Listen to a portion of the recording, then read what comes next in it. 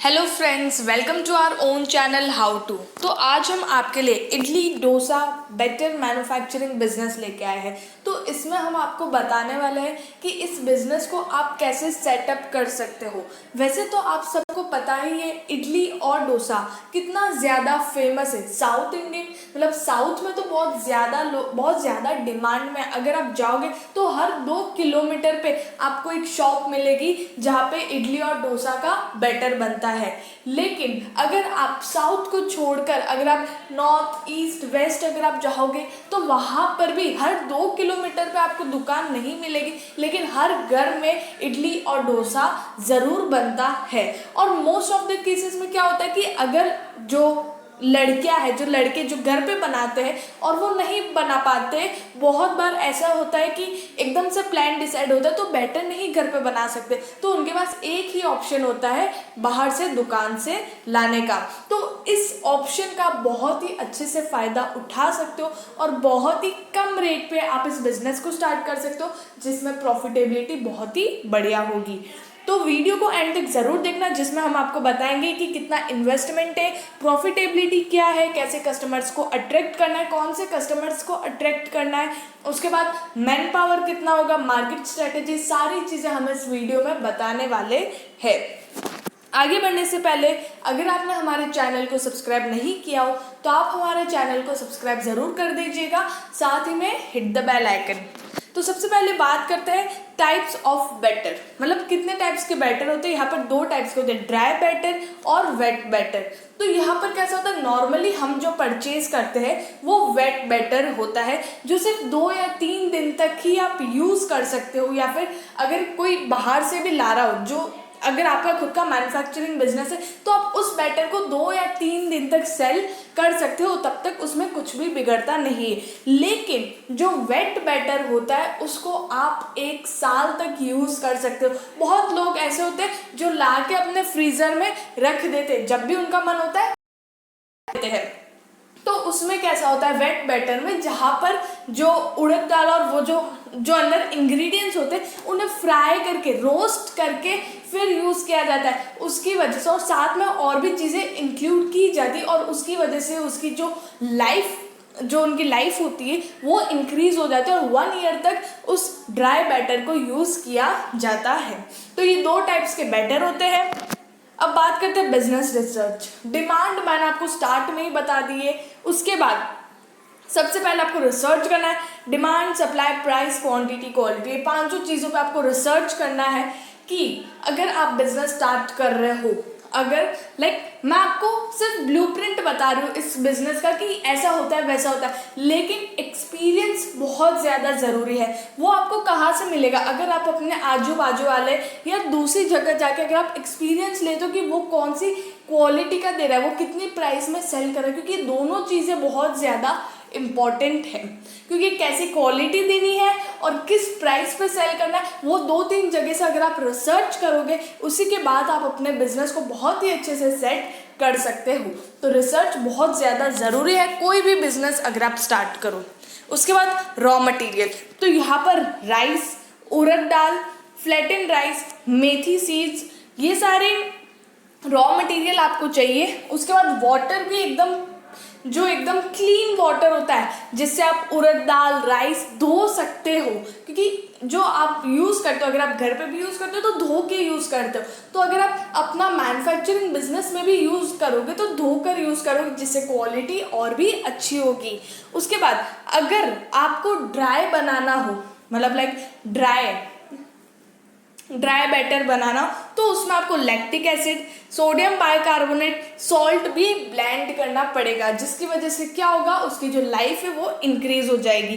तो ये आपके रॉ मटेरियल है। अब पैकेजिंग मटेरियल में आपको क्या चाहिए होगा, जिप लॉक कवर, जो आप देख ही सकते हो। अगर आप कोई भी कोई शॉप में नहीं, जैसे कि जिसकी दुकान होती है जो खुद लेके बैठता है और बैटर बनाता है, तो वो आपको प्लास्टिक की थैली में कवर करके दे देगा, धागा बांध के दे देगा। लेकिन अगर आप कोई किराने की स्टोर पे चले जाओगे, अगर आप मॉल में चले जाओगे, तो वहाँ पर आपको कैसे मिलेगा, जिप लॉक कवर में मिलेगा, और साथ में फूड ग्रेड पॉलीथीन, जो मैंने आपको बोला। तो उस हिसाब से आपके ऊपर डिपेंड है कि आप किस टाइप का खोल रहे हो। अगर आप दोनों टाइप का खोल रहे हो, अगर आप जो ड्राई है वो वैसा भी और वेट भी, और दोनों तरीके से अगर आप बना रहे हो तो किस हिसाब से आपको जिपलॉक कवर कैसे आपको पैकेजिंग करना है, और उसके ऊपर आपको डेट भी लिखना है, मैन्युफैक्चरिंग डेट, एक्सपायरी डेट, ये सारी चीज़ें लिखना बहुत ज़्यादा ज़रूरी है। क्योंकि अगर आप कोई भी फूड का मटेरियल कुछ भी खाने का अगर आप बना रहे हो तो उस पर एक्सपायरी डेट, मैन्युफैक्चरिंग डेट ये लिखना बहुत ज़्यादा इम्पॉर्टेंट है। अब बात करते हैं मशीनरी की, तो यहाँ पर आपको wet grinder, big container, cold storage सुन के ऐसा मत हो जाओ सिर्फ रेफ्रिजरेटर होता है जो यूज़ किया जाता है, नॉर्मली घर वाला नहीं, पर जो रेफ्रिजरेटर यूज़ किया जाता है वो आपको चाहिए होगा। साथ में अच्छे से पावर एंड सप्लाई आपको चाहिए होगा इस बिजनेस के अंदर। तो यहाँ पर आपको ज़्यादा मशीनरी नहीं चाहिए, लेकिन थोड़ी सी चाहिए, पर वो अच्छी चाहिए। इन्वेस्टमेंट यहाँ पर कैपिटल आपको 5 से 6 लाख रुपए का कैपिटल आपको लगाना पड़ेगा, और मीडियम स्केल पे कर रहे हो तो आपको 5 से 6 लाख, वरना आप इस बिजनेस को अपने घर पे भी स्टार्ट कर सकते हो।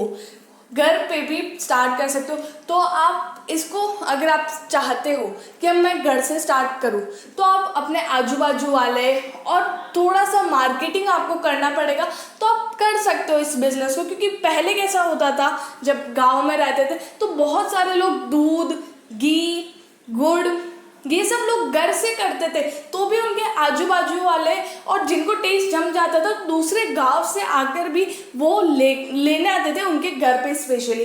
तो अगर आप ये बिजनेस को घर से भी स्टार्ट करोगे तो सबसे पहले आजू बाजू वाले टेस्ट करेंगे, उसके बाद अगर आप मार्केटिंग करोगे तो धीरे धीरे अपने आप आपका बिजनेस जो घर से आप चला रहे हो वो भी बहुत बढ़िया चला सकते हो। और मीडियम स्केल खोलना हो तो वहाँ पर आपको 5 से 6 लाख रुपए का कैपिटल चाहिए होगा। अब आपके टारगेटेड कस्टमर्स कौन है? होलसेलर्स, रिटेलर, उसके बाद मॉल्स, ऑनलाइन भी आप सेल कर सकते हो, सुपरमार्केट्स होते हैं, होटल्स, रेस्टोरेंट्स, किराना स्टोर, उसके बाद बहुत सारे इसमें जितने भी लोग हैं ये सारे आपके टारगेटेड कस्टमर्स हैं। यहाँ पर सिर्फ वो कस्टमर्स बताए जो बड़े बड़े होते हैं, जहाँ से छोटे छोटे लोग लेने आते हैं। तो ये सब आपके टारगेटेड कस्टमर्स हैं। मार्केटिंग स्ट्रेटजीज, यहाँ पर आपको personal selling, advertising, sales promotion, direct marketing, publicity, ये सारी स्ट्रेटजीज को यूज़ करना होगा इस बिजनेस के अंदर, जिससे आपकी सेल्स बहुत ही जल्दी इंक्रीज होगी और अच्छा खासा आप कमा भी सकते हो। एरिया की बात करें तो 600 से 1500 स्क्वायर फीट एरिया चाहिए होगा इस बिज़नेस में, और 5 से 8 लोग चाहिए होंगे इस बिज़नेस को हैंडल करने के लिए। अब बात करते हैं लाइसेंसेस की, तो यहाँ पर आपको FSSAI, GST और अपने बिजनेस को रजिस्टर करना है। अगर आप मीडियम स्केल पे खोल रहे हो, लार्ज स्केल पे खोल रहे हो, अगर आप घर से स्टार्ट कर रहे हो तो आपको ऐसा कुछ भी नहीं करना होगा।